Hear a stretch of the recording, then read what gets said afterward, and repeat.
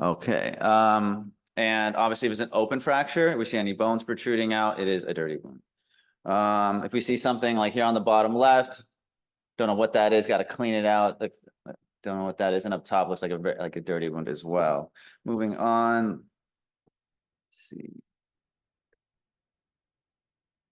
Treatment. All right, what to do? Okay, so first off, if they're bleeding, you can use hemostasis. We want to prevent exsanguination. For fun fact, on CCT, I just came back from a shift. We had an AV fistula bleed pumping out, and we can always put pressure on it. So direct pressure, you can put on there 180 millimeters of mercury can stop most arterial bleeds. Direct pressure works. Important slide on this one is tourniquets need a windlass. A windlass is just a stick. All right, and then we're going to click on this link and we're going to watch how to apply a tourniquet. Here's a little picture, just an example. All right, so here we go. Okay. Days In makes every winning moment even more epic. Staying nearby gets you close to what matters most, right from let's go to O-N.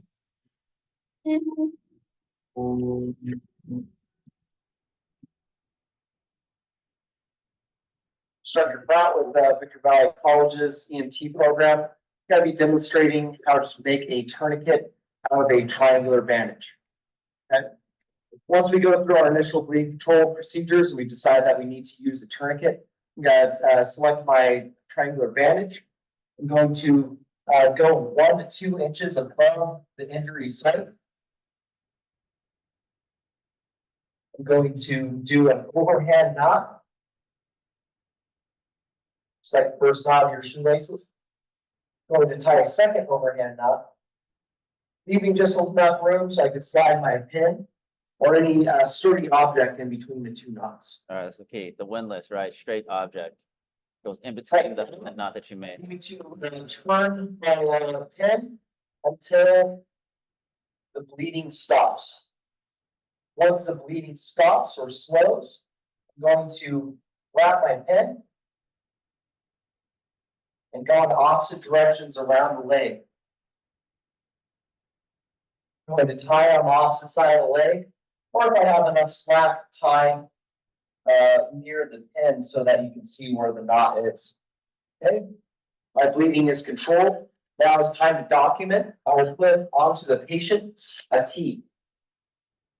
I'll put my initials. You put it on, time, date. No, which put the time. You know how many days it'll be on before it comes off. All right. That's pretty much the end of that. And the date.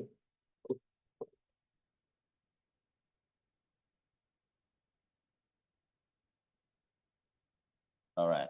Another way, if your makeshift tourniquet, if the string isn't long enough, you could always have another piece of cloth around to secure the windlass so it doesn't like spin around. You have to secure it. All right. Moving on.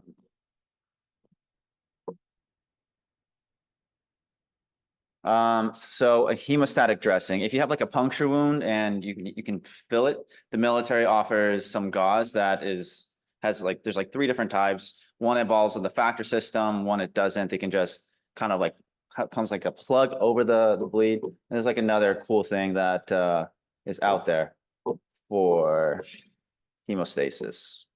All right. Hi, folks. Zach here. We're going to be going over full pressure, direct pressure, and expose that wound. Go ahead and try to identify the major bleeder or any other bleeds within that wound. We're going to hold pressure on that wound. Open up your combat gauze. Crazy raw. Make a small ball. 1 for 1, replace the finger that's holding pressure against the bleed until you've packed that entire cavity. Again, 1 for 1, maintaining pressure while you're packing and ensuring that blood isn't seeping through or around the combat gauze as you're packing it. You're going to continue to pack, maintaining pressure the entire time you're packing. Once you've packed the entire wound, hold pressure over the wound, ensuring that blood isn't seeping around or through the combat gauze. Hold pressure for 3 minutes. Once the 3 minutes is up, and it's time for a pressure dressing. All right. I have a question for the audience for this one. So So let's say we have like a trauma comes in CCT and they have a puncture wound and we don't have necessarily the, Hi guys, Zach here. We're gonna be going over the application of the all right, and we don't have necessarily the hemostatic dressing. Can you still pack the wound like that? In my experience, I haven't been able to do that. Let's say you get like a Curlex, you like try and shove it, or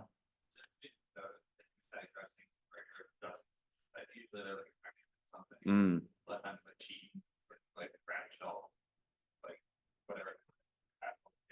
yeah. But it just makes it a lot harder. It doesn't change the fact that like it's gonna fall. No. So yeah, it's just a matter of how many times I apply the. Okay. And I would say, I mean, it depends on where the environment. I mean, if you're in the austere environment, I think packing makes more sense because it would be longer so you can care. But in our environment, in terms of EMS or in CCT, I think I wouldn't necessarily the right pressure.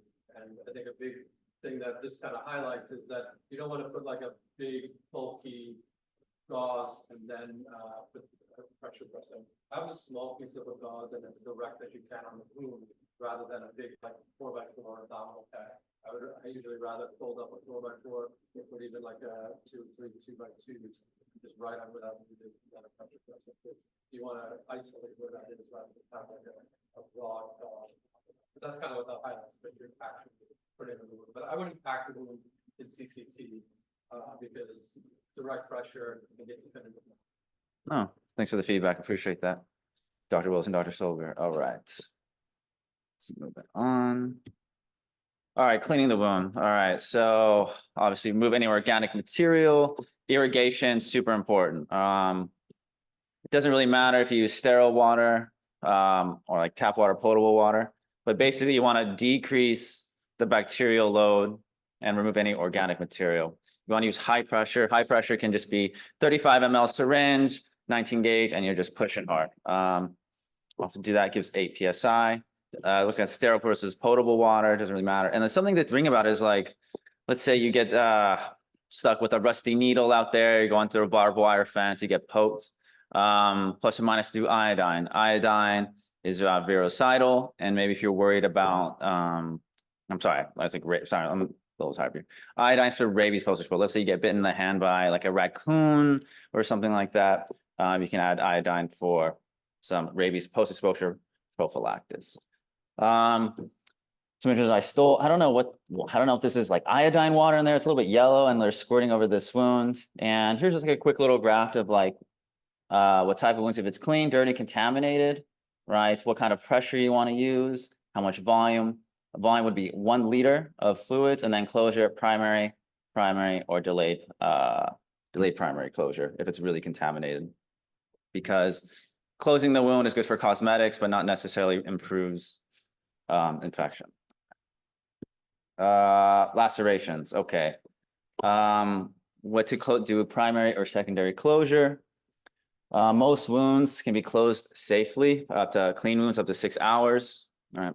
If you cut, just simple cutting yourself, an avocado or something like that, can be closed to 6 hours. 10 hours can be close to 10 hours for the face. Now, what are you going to do? You're going to use glue. You're going to use staples. You're going to be sutures. A lot of it's going to be like what you can carry. Remember, if you're rucking like this woman here, you have chances of injuring your ankle. If you're carrying a lot, you can get more tired and things like that. Glue, it's easy to transport and apply. A quick something I stole from Maimonides' website is the hair technique. So if you have a scalp laceration, what you can do is kind of separate the hair, kind of twist the ends out together, apply some cyanoacrylate, and kind of lay it down, and it can help oppose it. It, however, does not provide good hemostasis. So you have to control the bleeding first. Another thing, staples versus sutures. Sutures might be easier to carry. Staples a little bit bulky, but easier to apply. I think it's all like kind of preference on this one. Once again, if you get a laceration on the face, you don't want to staple their face. Not as look for cosmesis. Okay, moving on. Preventing infection. So Systemic antibiotics, you're probably not gonna really have access to this if you're in an austere environment, but are not needed unless there's like a open fracture right away. Systemic antibiotics are more likely required for human bites, very dirty, more like get infection, and mammalian bites to the hand. Topical antibiotics plus minus, probably not gonna worsen morbidity and mortality, but I don't think it's necessarily bad either. Evacuation. Okay, this is a major one. Do we stay and play or do we scoop and run, right? I think a lot of it's going to come down to your clinical decision making. All right. This paper I was looking for, these are some hard things if they're obviously infected, if they're tachycardic, they have a fever. Any open fractures, I would get them out. Complex wound not closed primarily. Any bites to the hand, rabies concerns, and if they're a tetanus risky wound, which you know by history. Important. I think we were going to be relying on you. Do we continue with our trip or not? And it's really going to be your decision.